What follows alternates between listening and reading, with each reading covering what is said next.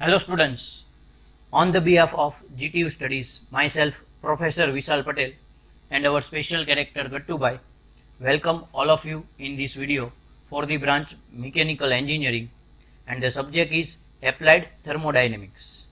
અને ટોપિક છે આજના વિડીયોનો જે ઓલ્ડ જીટીયુનો પેપર છે એમાં પૂછેલો ન્યુમેરિકલ સોલ્વ કરાવીશ.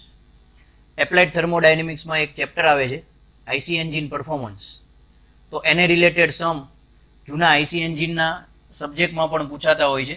તો એમાંથી તે એક સમની હું તમને આજે પ્રેક્ટિસ કરાવું જેથી આવો જ સમ કાંઈ એક્ઝામમાં આવે તો તમને એનો આન્સર છે એ સોલ્વ કરતા આવો. તો આપણે આ સમ સોલ્વ કરીએ. સૌથી પહેલાં એનો ક્વેશ્ચન રીડ કરીએ તો 2 સ્ટ્રોક ડીઝલ એન્જિન એટલે કે 2 સ્ટ્રોક એન્જિન આપ્યું છે અને પેટ્રોલ કે ડીઝલમાંથી ડીઝલ એન્જિન છે. એપ્લાઇડ થર્મોડાયનેમિક્સમાં ચેપ્ટરની વાત કરીએ ત્યારે પેટ્રોલ એન્જિન કે ડીઝલ એન્જિન કે ગેસ એન્જિન એટલું બધું કાંઈ ઇફેક્ટ કરતું નથી સમ ઉપર, પણ 2 સ્ટ્રોક છે કે 4 સ્ટ્રોક એ ખાસ મેન્શન કરી રાખવું કારણ કે ઇન્ડિકેટેડ પાવરના ઇક્વેશનમાં કામ આવતું હોય છે. જો આ સમમાં આપણે એ કીધું હોય તો એ આપણે કન્સિડર કરવું પડશે.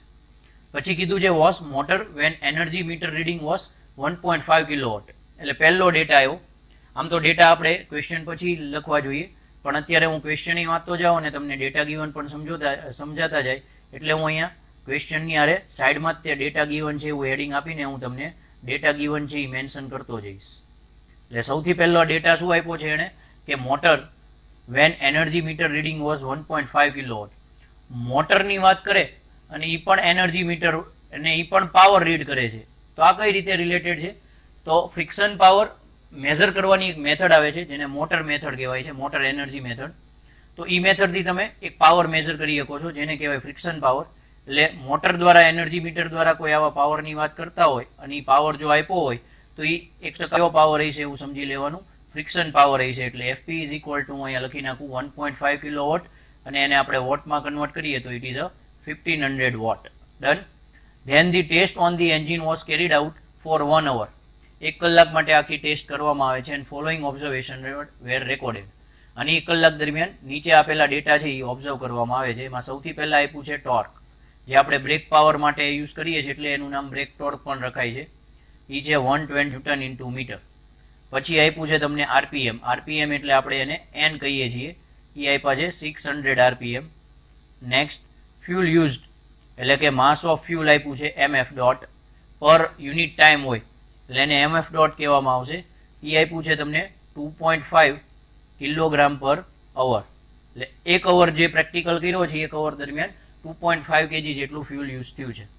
પછી એ ફ્યુલની કેલોરીફિક વેલ્યુ આપી છે જે હીટ સપ્લાયના ઇક્વેશનમાં આપણે યુઝ કરતા હોઈએ છીએ 14.3 મેગાજૂલ પર કેજી.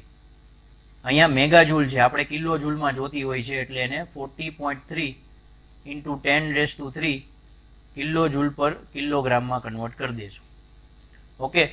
પછી જે નેક્સ્ટ આપી છે એ છે કુલિંગ વોટર યુઝડ, એટલે કે આપણે જે એન્જિનનું કુલિંગ કરવા માટે જે વોટર યુઝ કરતા હોઈએ છીએ જેને હું MW ડોટ કહી દઉં, એ તમે પૂછે 818 કિલોગ્રામ પર અવર. 1 કલાક દરમિયાન 818 kg વોટરનો આપણે યુઝ કરવો પડે છે કુલિંગ માટે.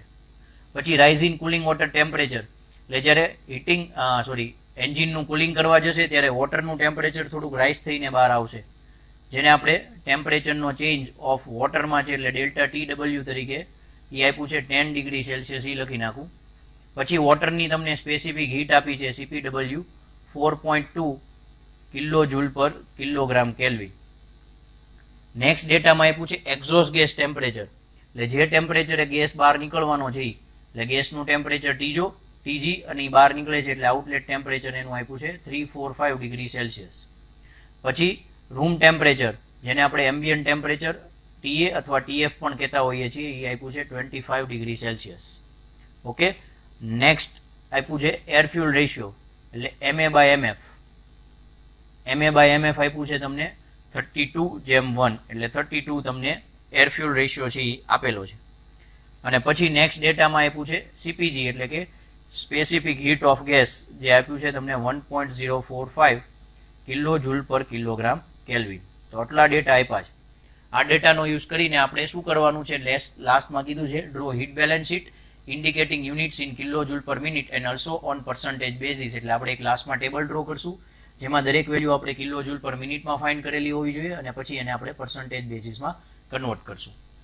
તો હીટ બેલેન્સ શીટમાં તમારે જે સૌથી પહેલી વસ્તુ ફાઇન્ડ કરવાની છે એ આવે તમારે QS હીટ સપ્લાય, કારણ કે સૌથી પહેલી આપણે જે એનર્જીની વાત કરીએ તો સૌથી પહેલાં એનર્જી કઈ આવે, હીટ એનર્જી પ્રોડ્યુસ થાય ત્યારે એમાંથી બધી બાકીની એનર્જી પ્રોડ્યુસ થતી હોય છે.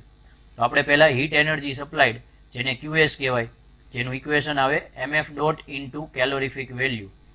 તો તમને અહીંયા mf ડોટ જે આપ્યું છે એ પર અવર આપ્યું છે અને આપણને હમણાં ડેટામાં કીધું એમ પર મિનિટ જોવે છે. તો તમને પર અવર કેટલું આપ્યું હતું, માસ ફ્લો રેટ F2.5 પર અવર છે. પર મિનિટમાં કેટલું થાય તો કે પર અવરમાં અપોન અવરનું મિનિટ કરો એટલે અપોનમાં 1 અવર એટલે 60 મિનિટ થાય એટલે ડિવાઇડેડ બાય 60 અને કેલોરીફિક વેલ્યુ જે એને આપી હતી 40.3 ને કિલો જૂલમાં કન્વર્ટ કરી એટલે ઇન્ટુ 10⁻³ આ પછી મલ્ટીપ્લાય કરો એટલે તમને QS નો આન્સર જે મળશે એ મળશે 1679.16 કિલો જૂલ પર મિનિટ. જેમાં આપણે આન્સર જોતો તો એ યુનિટમાં આપણને આન્સર મળી ગયો એટલે પહેલું કામ આપણું પૂરું. તરત જ આપણે હવે સેકન્ડ શું ફાઇન્ડ કરવાનું તો કે આપણું લાસ્ટ આઉટપુટ મેઇન શું હોય છે, બ્રેક પાવર.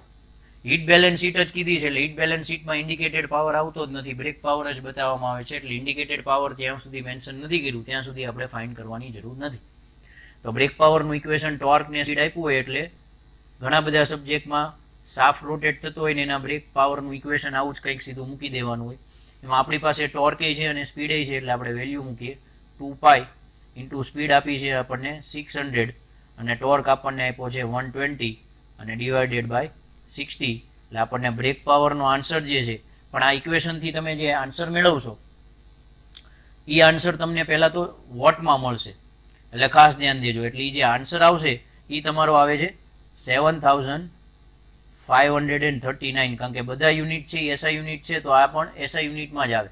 પણ આપણે વોટ એટલે તો જૂલ પર સેકન્ડ થાય એટલે અહીંયા હું વોટની જગ્યાએ જૂલ પર સેકન્ડ લખી નાખું. આપણે તો જૂલનું કિલો જૂલ જોવે છે એટલે 1000 વડે ડિવાઈડ કરવું પડે અને પાછું પર મિનિટ જોવે છે અને 1 સેકન્ડ એટલે 1/60 મિનિટ એટલે એ ઉપર વયું જાય એટલે આને 60 મલ્ટીપ્લાય કરો અને 1000 ડિવાઈડ કરો ત્યારે તમને જે આન્સર મળે છે એ કેવો આન્સર મળશે તો એ હું ચેક કરી લઉં છું.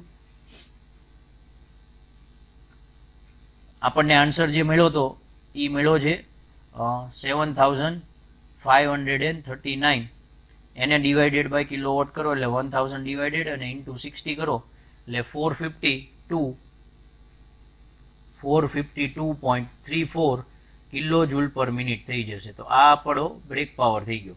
એટલે આપણી સેકન્ડ જે એનર્જી હતી જે આપણે બ્રેક પાવર ફાઇન્ડ કરવાનું હોય એ આપણે ફાઇન્ડ કરી લીધો છે. હવે આપણે આગળ વધીએ.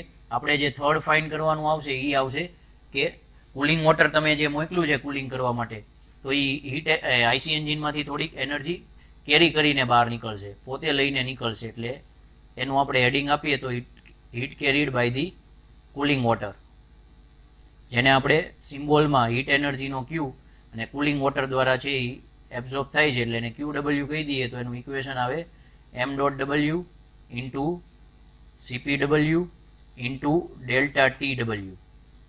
તો હવે તમને વોટરનું માસ પણ આપ્યું છે પણ એ પણ પર અવર છે 818 એટલે એને પર મિનિટમાં કન્વર્ટ કરવા ડિવાઇડેડ બાય 60. CPWની વેલ્યુ આપી છે તમને 4.2 અને ΔW તમને આપ્યું હતું ΔTW 10 ડિગ્રી સેલ્સિયસ એટલે heat energy carried by the cooling water તમને મળશે 572.6 કિલો જૂલ પર મિનિટ. તો આ જે છે એ QWની વેલ્યુ થઈ. હવે બીજી કઈ હીટ એનર્જી કેરી કરીને વધશે તો કે એક્ઝોસ્ટ ગેસ હજી બહાર નીકળે એ પણ થોડીક હીટ એનર્જી લઈને નીકળતો હોય તો એને કહેવાય heat carried by the exhaust gas. તો એના માટે આપણે ઇક્વેશન શું લખશું તો કે એ પણ હીટ એનર્જીનું જ ઇક્વેશન છે, ખાલી ગેસનું છે એટલે એમાં આવે mg dot into CPG into ΔTG. પણ આમાં ΔTG સીધું ન થાય એટલે ગેસનું આઉટપુટ ટેમ્પરેચર માઇનસ જ્યારે ગેસ ફ્યુલના ફોર્મમાં અંદર આવ્યો ત્યારેનું એમ્બિયન્ટ ટેમ્પરેચર.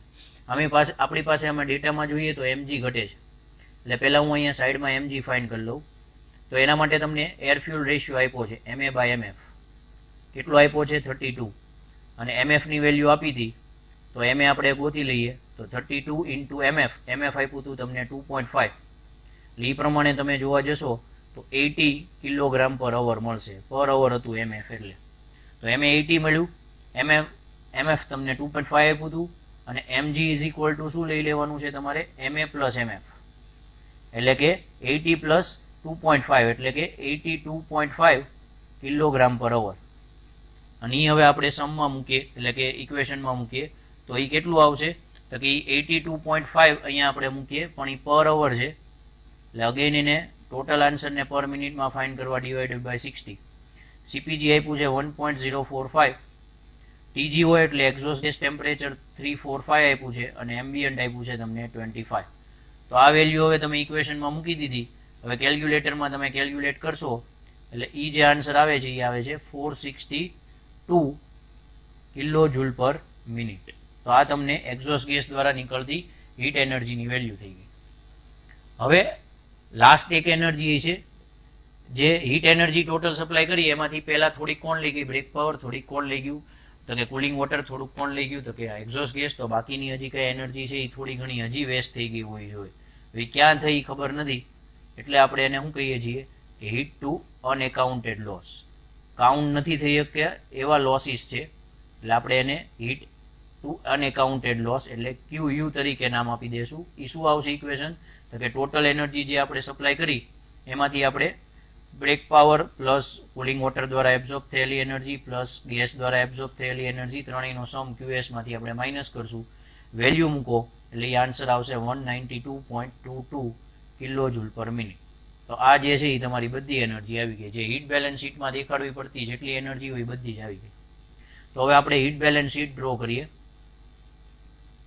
હીટ બેલેન્સ શીટમાં તમારે સૌથી પહેલા એનર્જીનું નામ લખવાનું છે એટલે અહીંયા આવશે એનર્જી.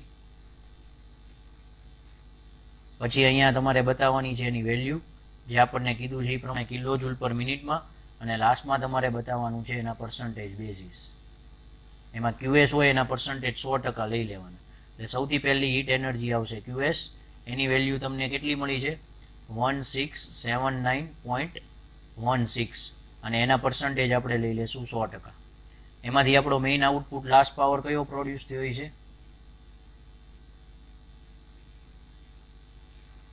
એમાંથી આપણો બ્રેક પાવર પ્રોડ્યુસ થયો હતો એટલે લાસ્ટ આઉટપુટ પહેલાં આપણે બ્રેક પાવર લઈ લઈએ. બ્રેક પાવરની આપણને વેલ્યુ કેટલી મળી આપણે ચેક કરી લઈએ આગળની સ્લાઇડમાં.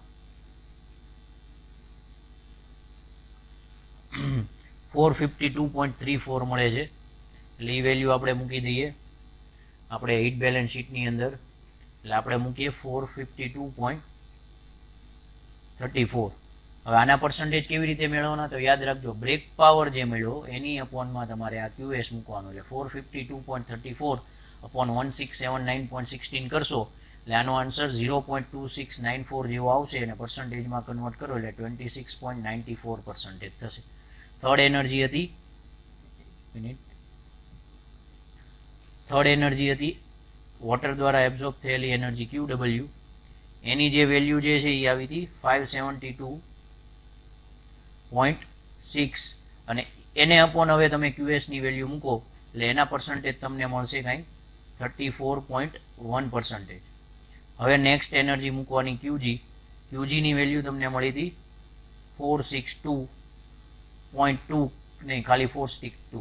એના અપોન તમે 1679 મૂકો એટલે એના પર્સન્ટેજ મળશે તમને 27.5% અને લાસ્ટમાં તમે QU મૂકો એટલે અનએકાઉન્ટેડ લોસ એ કેટલું મળ્યું 192.22 એને અપોન QS ની વેલ્યુ મૂકો એટલે એ મળે છે 11.46%. હવે આ જે છે બ્રેક પાવર QW, QG અને QU ચારેયનો સમ કરો પર્સન્ટેજનો એટલે એપ્રોક્સિમેટલી 100% જેવો આવી જાય તો તમારો આન્સર છે એ પૂરો સાચો જ છે. 7માંથી 7 માર્કના તમને કોન્ફિડન્સ આવી જશે. તો આ રીતે આખો સમ પૂછાયેલો. આ હતો આઈસી એન્જિન પેપરનો 7 સેમમાં આવે છે. હતો પણ આ લાસ્ટ વિન્ટર 2022નો જ એટલે હમણાં જ પૂછાયેલો સમ છે. 80માં નહોતો પણ એ ચેપ્ટર સેમ એમાં રિપીટ હોય છે એટલે એ જ સમ તમને આમાં પણ પૂછી શકે. એટલે આઈ હોપ તમને આ સમ છે આખો સમજાણો હોય છે. તો આ જ રીતે જ આપણે બીજા પણ છે એ સોલ્યુશન મેળવતા જશું. તો તમને જો બીજી કોઈ ક્વેરી હોય તો પણ તમે જણાવી શકો છો. અધરવાઇઝ એક ગ્રુપ છે 6 સેમેસ્ટર ડિગ્રીનું વોટ્સએપ નંબર પણ આપી દઉં છું 8200696240. એ ન જોડાયેલો હોય તો એમાં મેસેજ કરો તો હું જોડી દઈશ. અને કોઈ ક્વેરી હોય છે કોઈ એની તમને ઓફલાઈન ક્લાસીસની કે કોઈ સોલ્વ કરવાની જરૂર પડે છે તો હું ભાવનગરમાં મારા ક્લાસ છે ત્યાં અવેલેબલ હોઉં છું. તો આઈ હોપ તમને વિડીયો સમજાવી હશે, સમજાણો હશે. વિડીયો લાઇક કરજો, શેર કરજો એન્ડ સબસ્ક્રાઇબ કરો GTU studies channel. Thank you.